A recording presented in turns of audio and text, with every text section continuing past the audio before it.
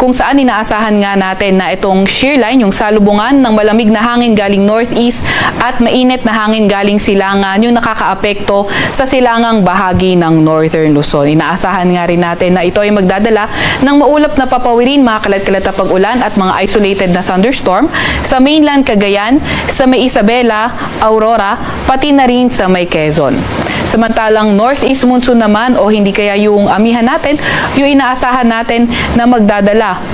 or makakaapekto dito sa nalalabing bahagi ng Northern Luzon. Itong northeast monsoon nga ay inaasahan natin na magdadala ng maulap na papawiri na may mga pag-ulan sa may Batanes, sa may Babuyan Island, sa may Apayao, Kalinga, pati na rin sa may Ilocos Norte.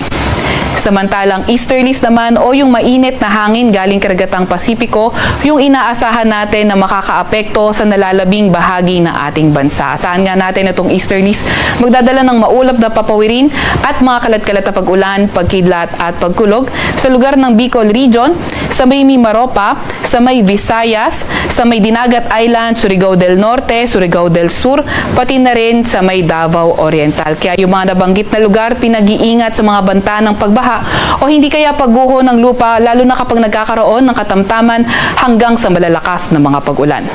Mas magandang panahon naman yung ating inaasahan sa nalalabing bahagi ng Ilocos Region at nalalabing bahagi rin ng Cordillera Administrative Region, kung saan may mga tsansa lamang ng mga may hinang pag-ulan, at sa Metro Manila at nalalabing bahagi ng ating bansa, may mga tsansa naman ng mga localized thunderstorms. Yung mga kasamahan natin sa Regional Services Division patuloy na maglalabas ng mga thunderstorm advisory, rainfall advisory o hindi kaya heavy rainfall warning kung kinakailangan.